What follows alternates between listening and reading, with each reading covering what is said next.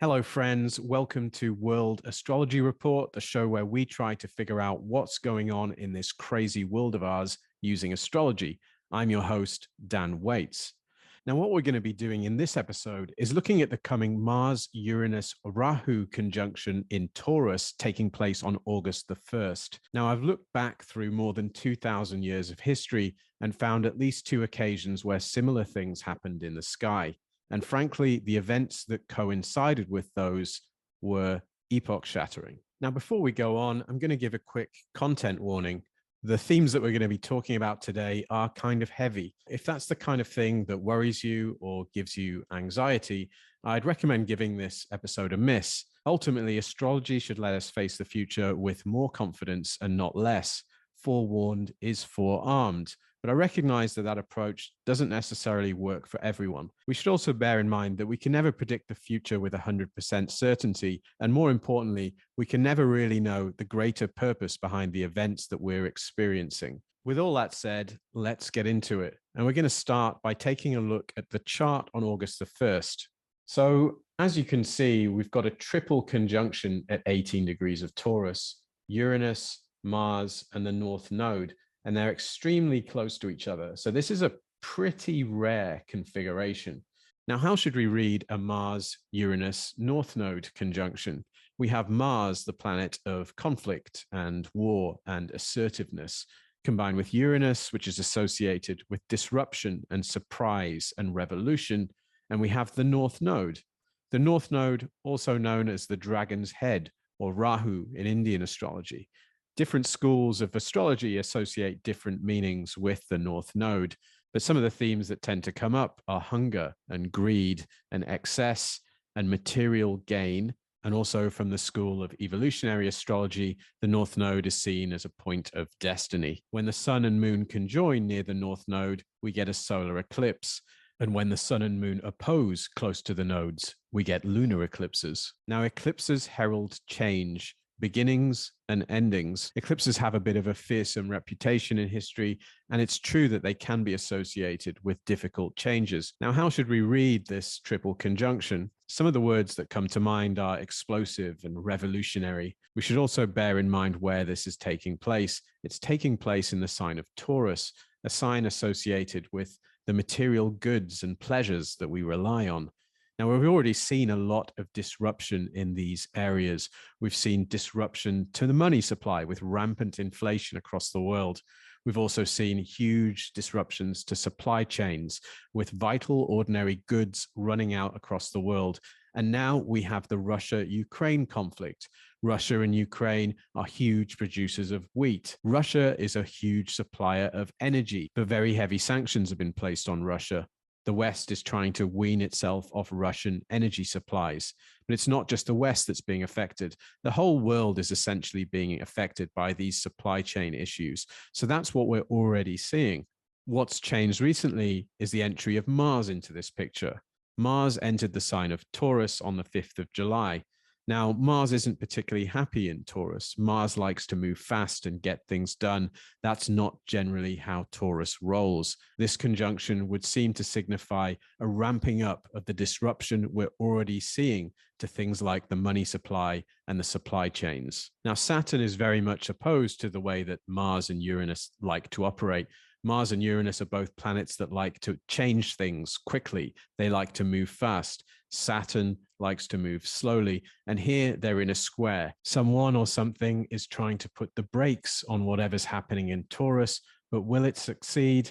I'm not so sure. But Mercury in Leo is opposing Saturn and also squaring Uranus and Mars. And when I see Mercury in Leo, I can't help but wonder about announcements from leaders. Now, it could be that we're already seeing some indications of at least one of the things this configuration might actually be about. There seems to be a financial crisis unfolding in China right now. According to this report, I've put the link in the description below. Home buyers in at least 86 Chinese cities are taking part in an organized boycott of their mortgage payments. And the report is speculating that we might be seeing an echo of the financial meltdown of 2008, this time centered on China.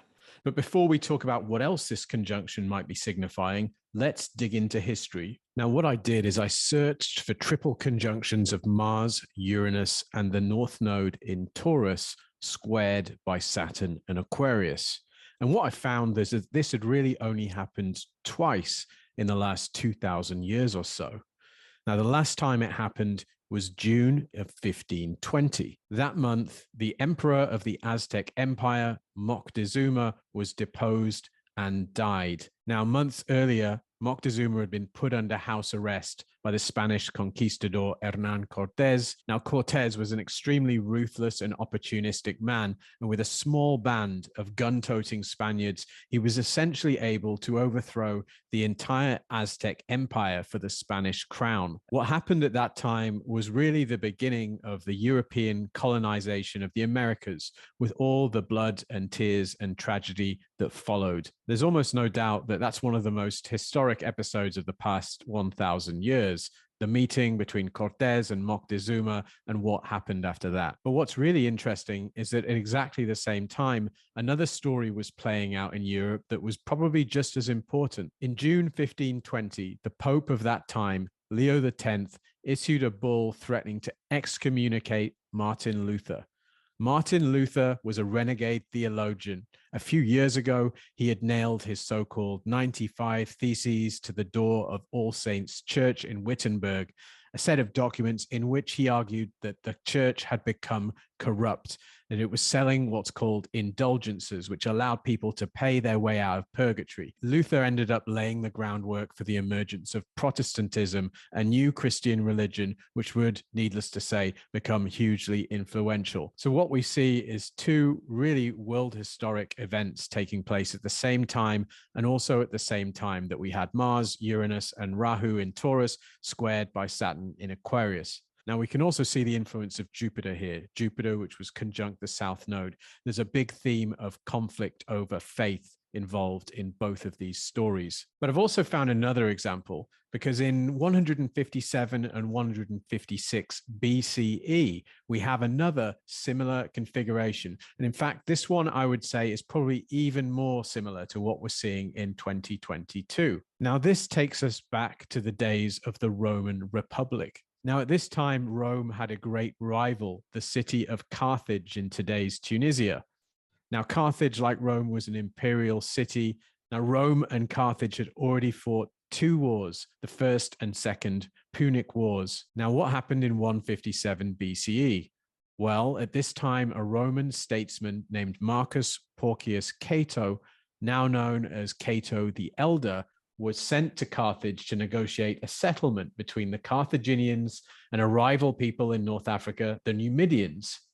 Now, the negotiations failed, but importantly, Cato didn't like what he saw.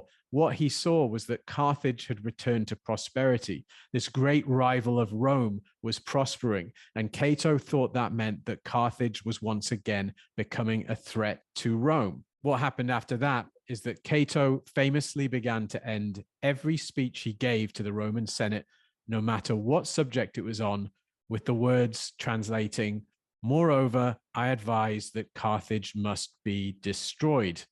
Now, an Australian historian named Ben Kiernan has identified this as possibly the first time in recorded history that somebody has called for genocide. Cato died in 149 BCE, aged 85, but before he died, he got to see the beginning of his wish coming true. Rome went to war with Carthage that year. Now, the war between Rome and Carthage that time ended in 146 BCE with the complete destruction of Carthage. So if we're trying to predict what the August 1st conjunction is going to bring, well, the obvious place to go is disruption to supply chains, to Taurian things, to money, to land, to shelter. But we should also bear in mind what we've just seen in those historical examples.